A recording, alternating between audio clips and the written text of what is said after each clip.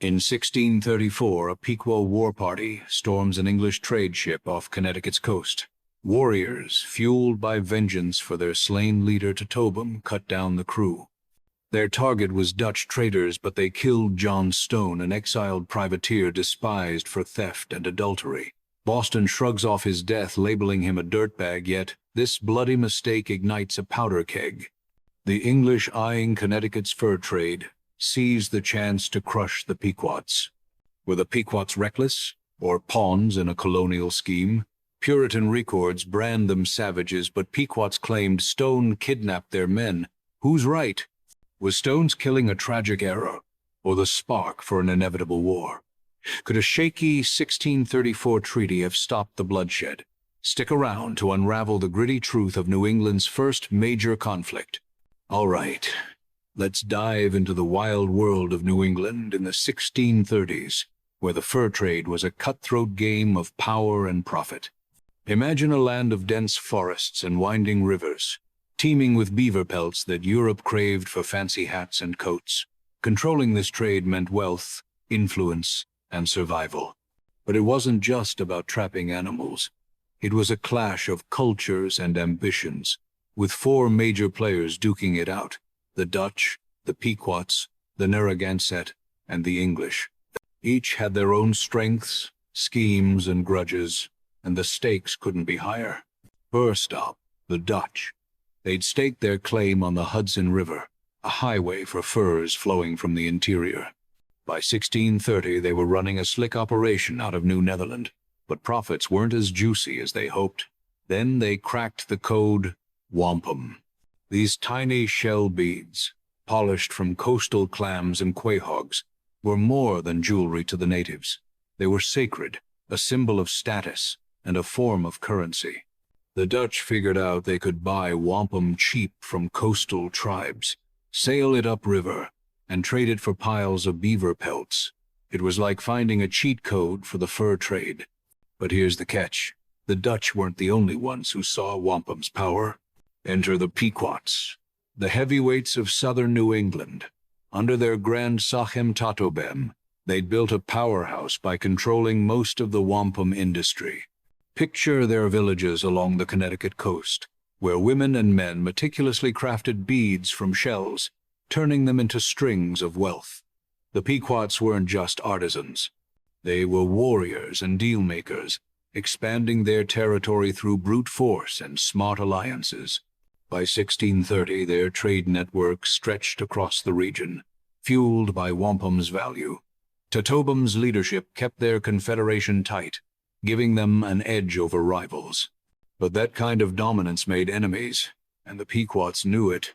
Right next door were the Narragansett, another coastal tribe with a knack for wampum production.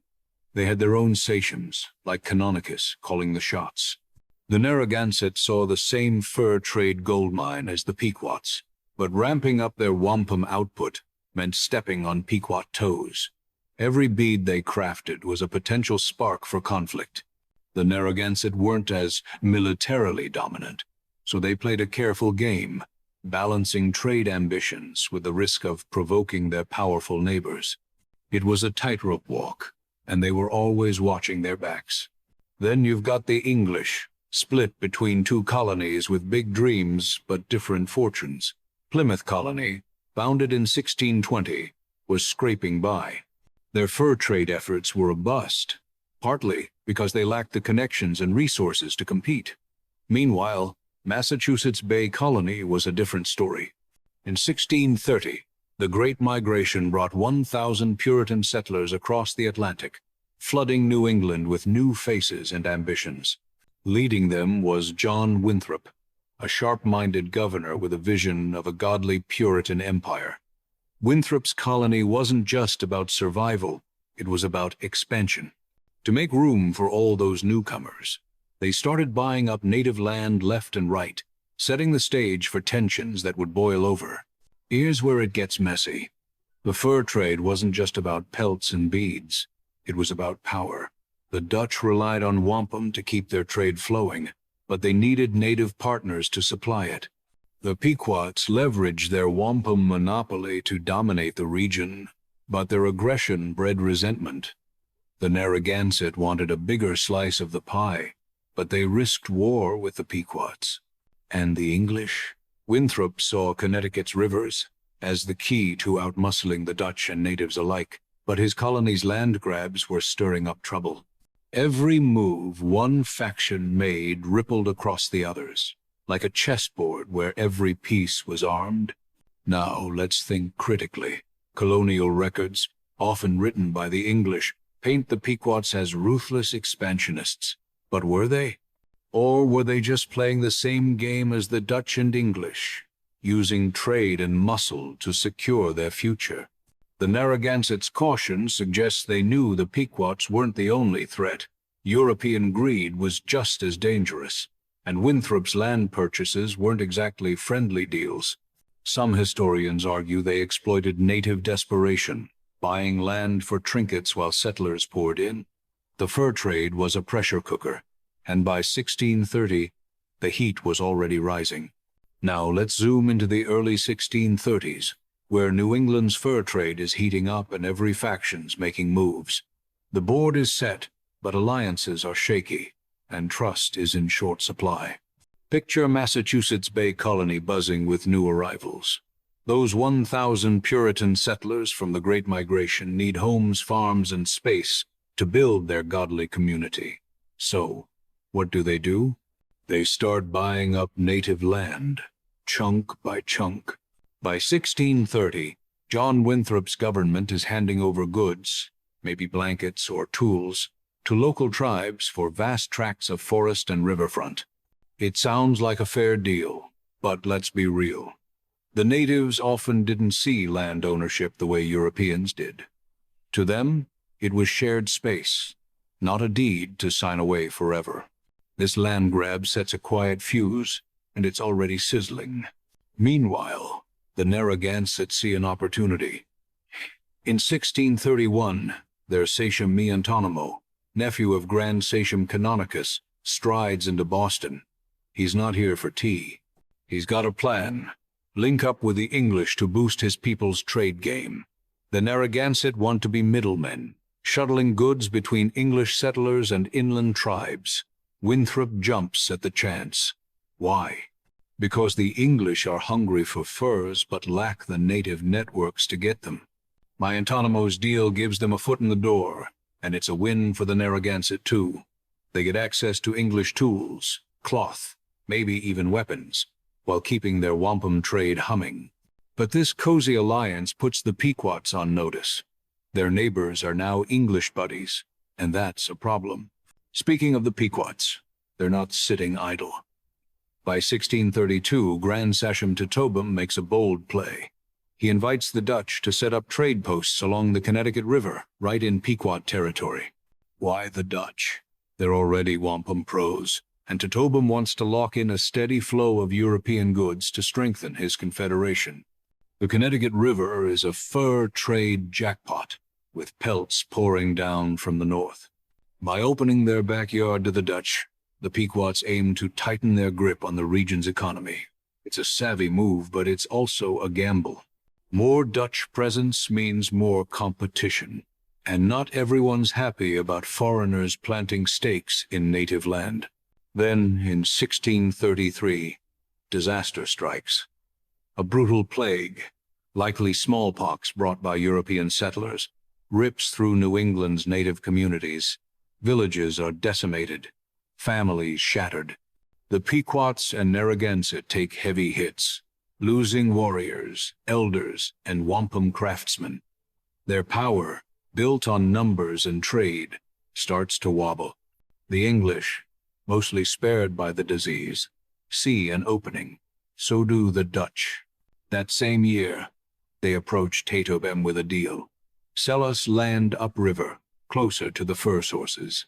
Tatobem agrees, and the Dutch build the House of Good Hope, a sturdy fort meant to be a neutral trade zone for all, native and European alike. Sounds nice, right? But peace is fragile when everyone's chasing the same prize. The English colonies aren't thrilled about this Dutch power grab. Plymouth, still limping in the fur trade, gets wind of the House of Good Hope and panics.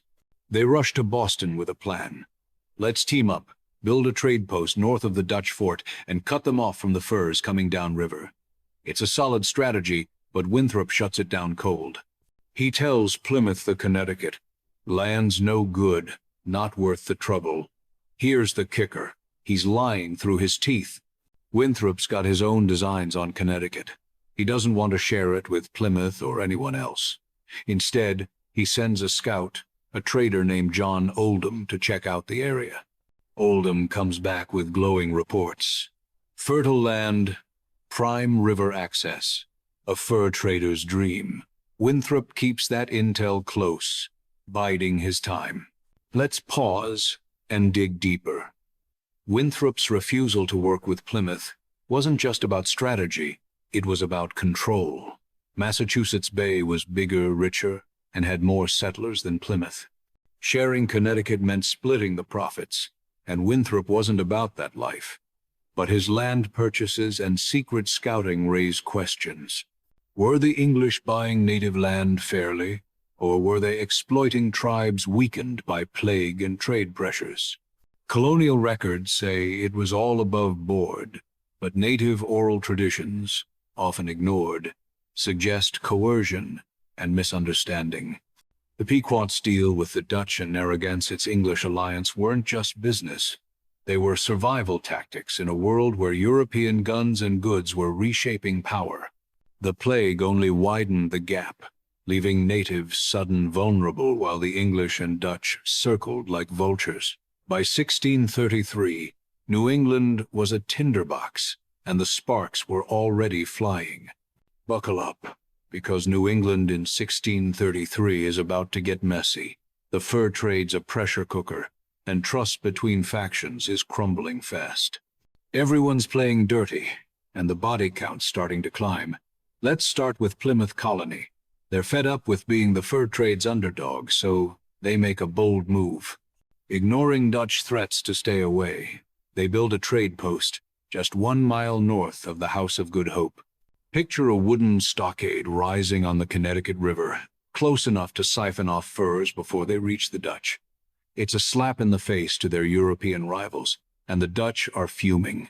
But Plymouth's not backing down. They're desperate to cash in, and this post is their ticket. The Pequots, meanwhile, are stirring up their own trouble.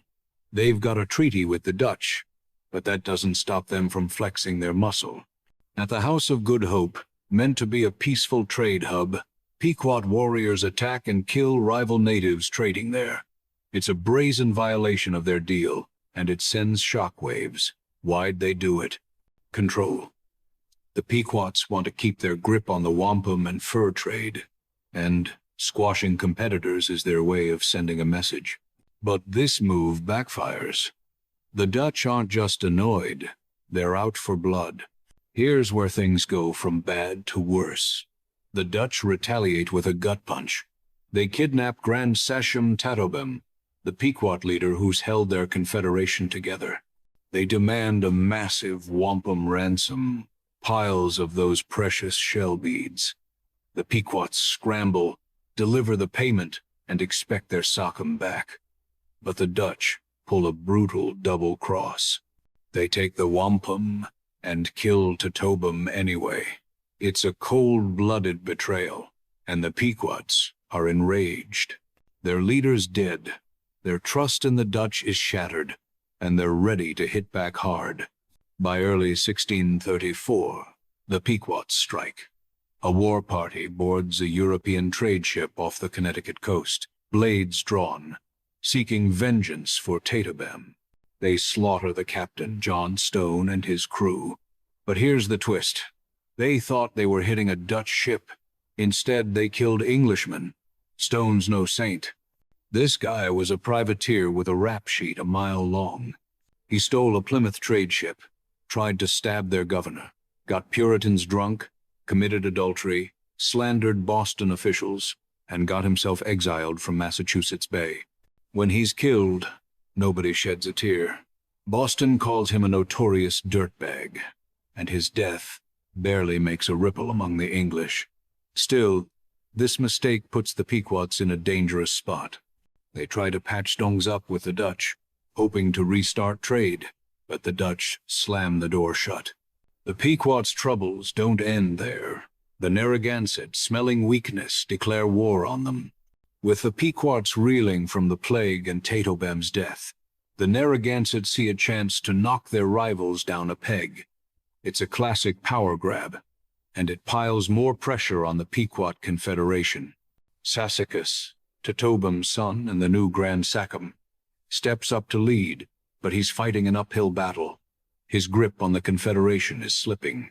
One of his own, Uncas, a cunning Mohegan leader, defects, taking his followers with him. Uncas isn't just walking away, he's plotting to challenge Pequot dominance. Ambitious and ruthless, he's a growing threat, and Sassacus knows it. Let's step back and unpack this.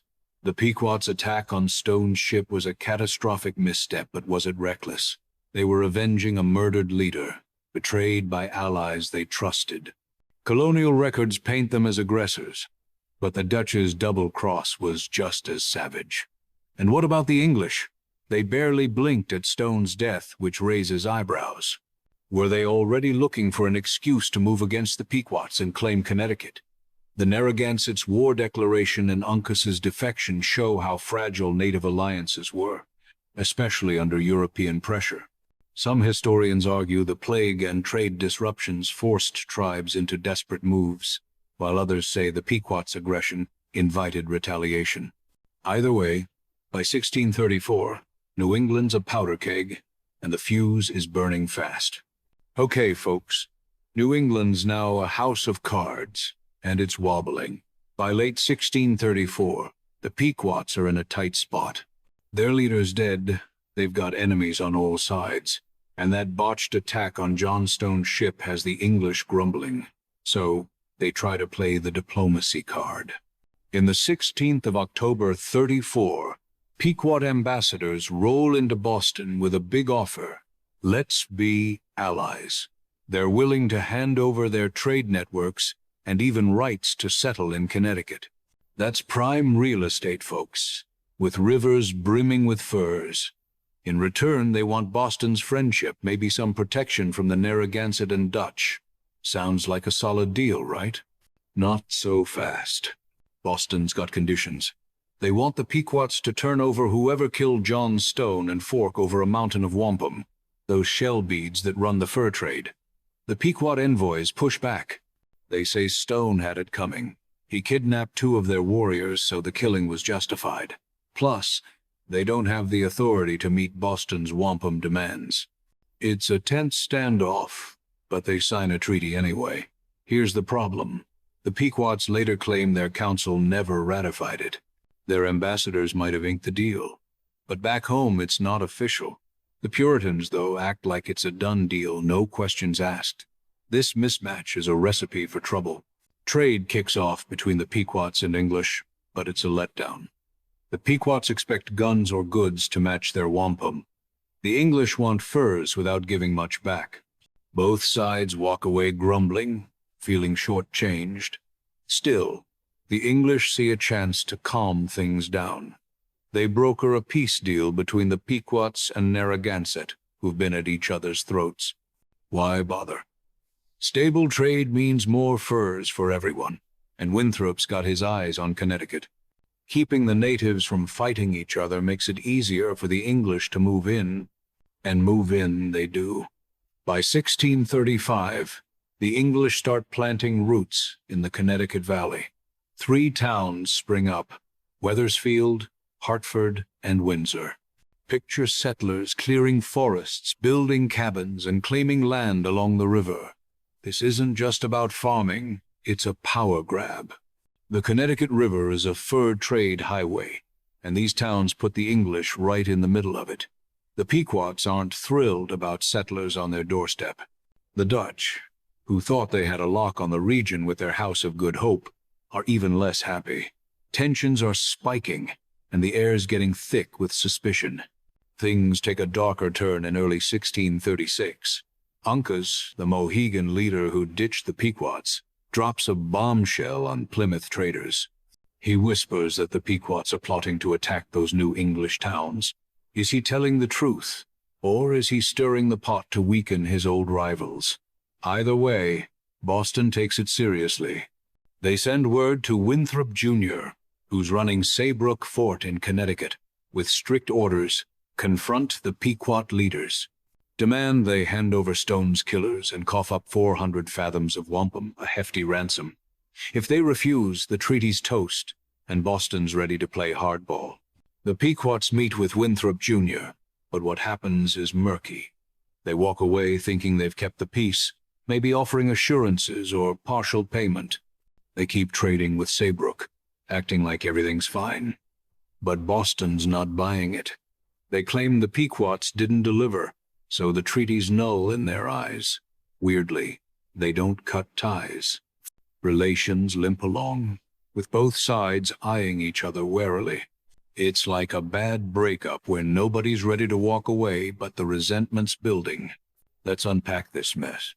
The 1634 treaty was a classic case of crossed wires. The Pequots saw it as a draft, not a binding contract, but the Puritans treated it like law. Were the English negotiating in good faith, or were they setting impossible demands to justify future aggression? The Pequots' claim about Stone's kidnapping adds a wrinkle. Colonial records barely mention it, which smells like bias. The English towns in Connecticut weren't just settlements. They were a middle finger to the Pequots and Dutch, staking a claim in a contested zone. And Uncas? His warning might have been a calculated move to pit the English against his Pequot enemies. Historians debate whether the Pequots were plotting an attack or if Uncas was playing puppet master. One thing's clear: by 1636, diplomacy's on life support, and New England's about to explode. Here we go, folks. New England's at the breaking point, and summer 1636 lights the match. The fur trade's a mess, treaties are crumbling, and bad blood's boiling over. Then, in July, a spark hits. John Oldham, a rough-around-the-edges English trader, gets killed off Block Island, deep in Narragansett territory. His body's found on his ship, and word spreads like wildfire. The Narragansett, led by Grand Sachem Canonicus, move fast to cover their tracks. They send messengers to Boston with condolences, swearing they're as shocked as anyone. They claim Miantonomo's rallying 200 warriors to hunt down Oldham's killers and bring justice. But then they drop a bombshell. Some of those killers, they say, bolted to Pequot territory for protection. It's a convenient story, but here's the thing: it's probably a lie. The Narragansett are playing a sly game, deflecting blame to keep Boston's wrath off their backs and aimed at their Pequot rivals. Boston doesn't waste time. In the 16th of August 36, they launch a punitive expedition, and it's a doozy. Captain John Endicott, a no-nonsense Puritan, leads 90 volunteer soldiers, sailing straight for Block Island. His orders are brutal: kill every native man, capture the women and children, and grab whatever plunder's lying around. When they hit the beach, the island's natives put up a quick fight, firing arrows from the tree line. But they're no match for Endicott's muskets. They melt into the swamps, vanishing before the English can close in. Frustrated, Endicott's men torch the island's villages, leaving nothing but ash and smoldering wigwams. It's a grim show of force, but the real target's still ahead. Endicott's not done. He sets sail for Pequot territory, ready to settle old scores. When his ships anchor off the coast, the Pequots come out to meet him, all smiles and open hands. They're trying to keep things civil, maybe hoping to talk their way out of trouble.